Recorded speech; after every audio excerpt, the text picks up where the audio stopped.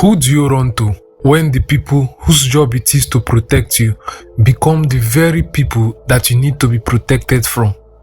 This is the story of Olatunji Abdulquadri Jimoh, a healthy Nigerian man who lost his life in police custody under very controversial circumstances. 35-year-old Olatunji Abdulquadri Jimoh was a poultry farmer who worked at Olam Farm in Kwara State, Nigeria. He was indebted to his superior at work, one Mr. Gabriel Sunday. Olatunji owed this man 220,000 naira, and this debt made Olatunji restless and troubled. Olatunji returned to Ilorin from Offa for the Nikah celebration of his younger sister Rukayat, which took place on the 14th of December 2024. After the wedding, Olatunji stayed back in Ilorin at their family house in Erubu Asunar area to see if he could get the money back home to use in paying off his debt. On Thursday, December 19, 2024, Olatunji told his elder brother Ismail Jimoh that he owed someone at work, and that's the reason he stayed back after the wedding, so that he could solicit funds to use in paying off his debt. Olatunji asked his elder brother for help, but Ismail Jimoh told him that he didn't have such amount of money with him. The next day, Friday, December 20th, 2024, Olatunji also informed other members of his family of his current predicament, and luckily, his sister had just collected 350,000 naira ajo money, that's group savings. His sister gave him the entire money to use to pay off his debt. That same day, Olatunji's mother, who sells chicken, then gave Olatunji 75,000 naira to help her buy dressed chicken which she wanted to sell.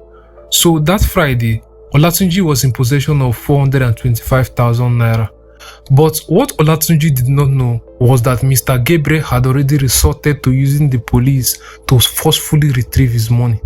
The police, knowing the illegality of the arrest and their intended subsequent activities, did not go to Olatunji's family house to go and arrest him.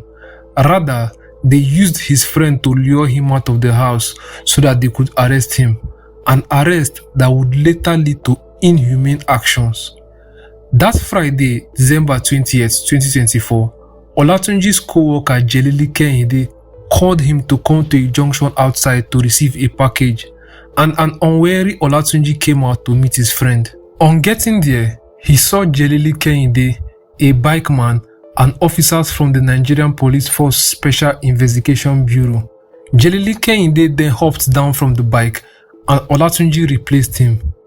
Olatunji was then taken to the police headquarters in Ilorin, Kwara State on the bike, alongside the police officers who came with Jelili Kehinde. Mind you, at the time he was arrested, Olatunji was still in possession of the 425,000 naira he has just received from his mother and his sister. At the headquarters, he was taken to the Criminal Investigation Department, and he was held there till around 6 p.m. before he was finally allowed to inform his family of his arrest. His mother, Alhaja Adijat Morenike Jimoh, went quickly to the police headquarters alongside her friend to demand bail for her son Olatunji. Alhaja told the police officers that Olatunji was in possession of 425,000 naira, and that should be enough to pay off the debt, pay bail, and get Olatunji released. Out of the money that Olatunji was with, they paid the 220,000 naira that Olatunji was owing Mr. Sunday Gabriel, and they wanted to pay bail and get Olatunji released. But 3 police officers at the station, Mr. Adekunle Imane Ogunshola, Mr. Imane Ajiboye, and Mr. Oluwole Bamiteko, refused and told his mother that Mr. Gabriel would need to be around and give approval before they could pay bail and get Olatunji released, because it was Mr. Gabriel that ordered his arrest, and they said Mr. Gabriel had traveled to Ibadan.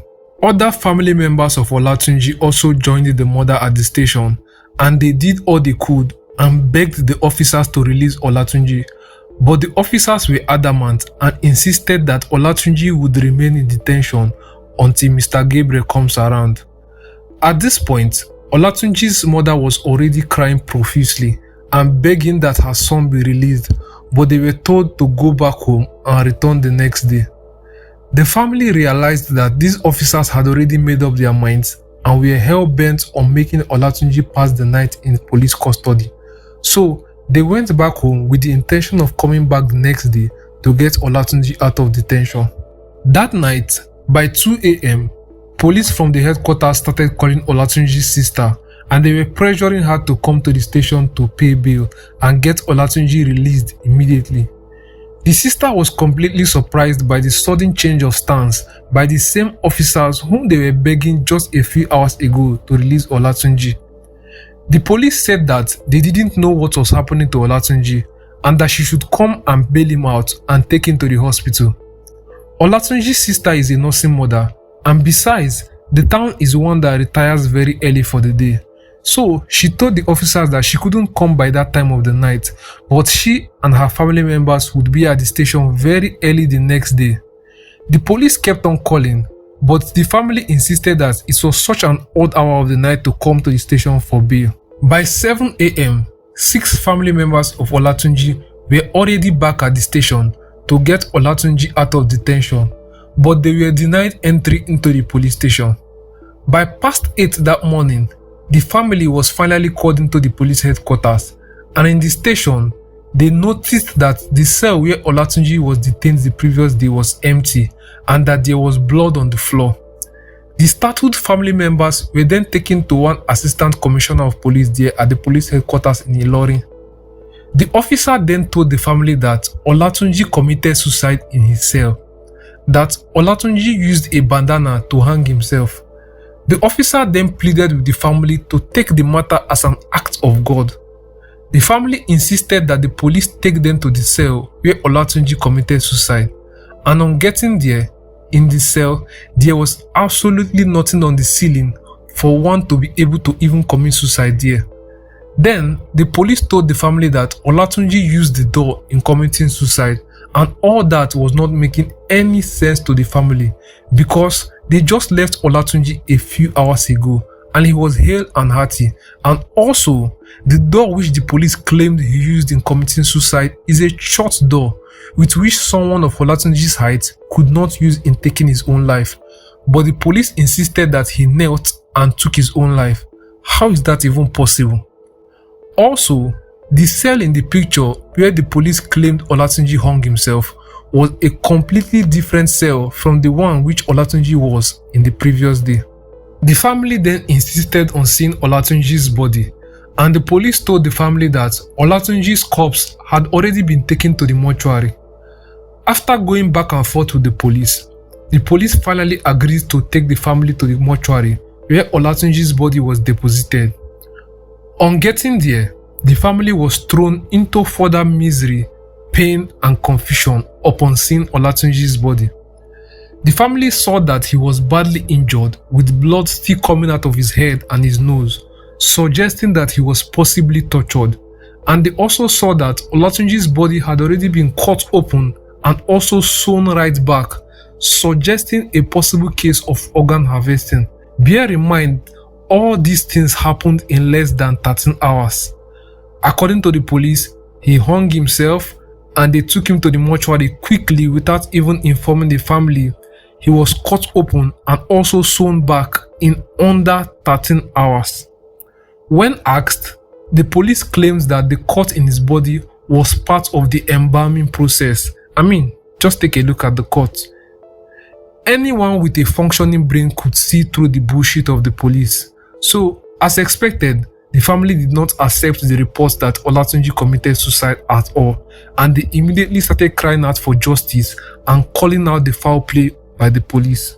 While they were still at the mortuary, word had already gotten out on the streets of what happened, and the youths in Ilorin were angry as expected.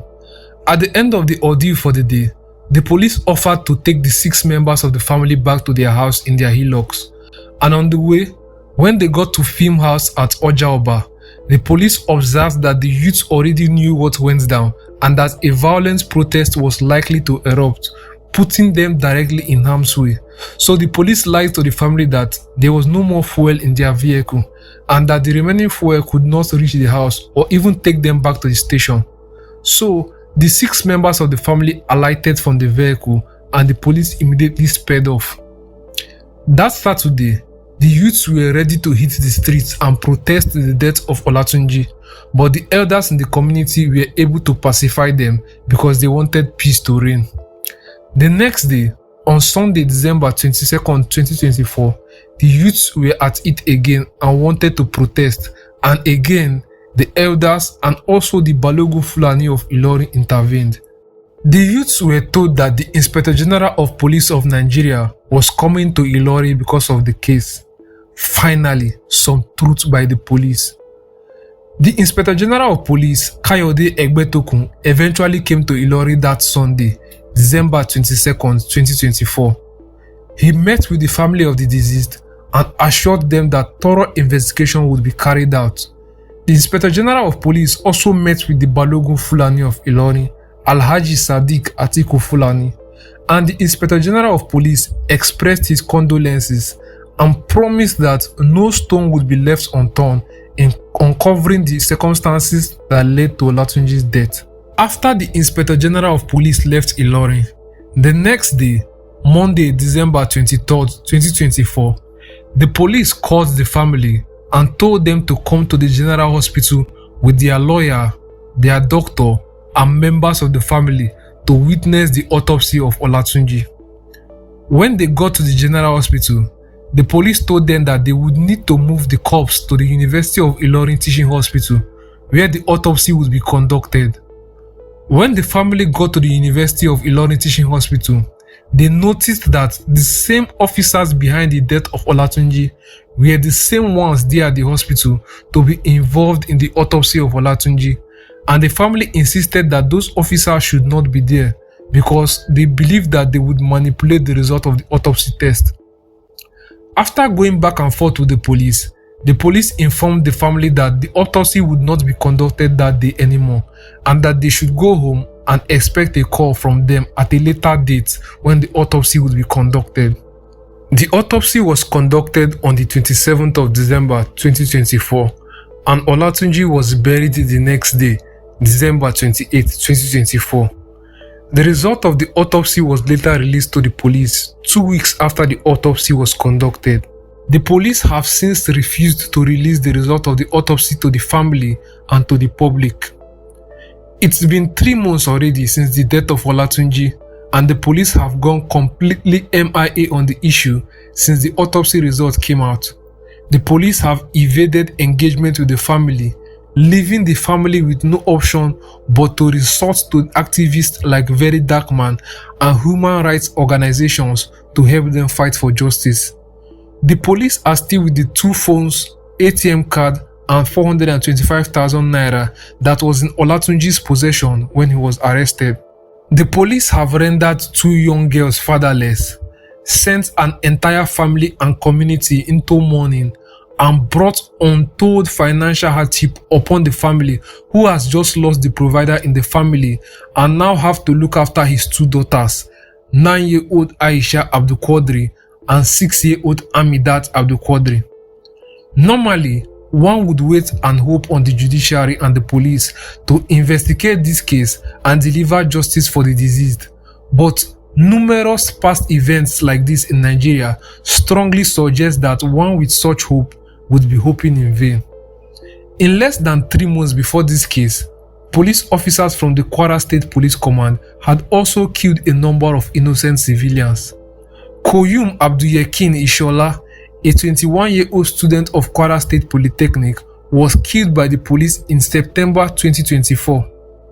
27-year-old Suleiman Olayinka was also killed by the police in Kwara State in November 2024.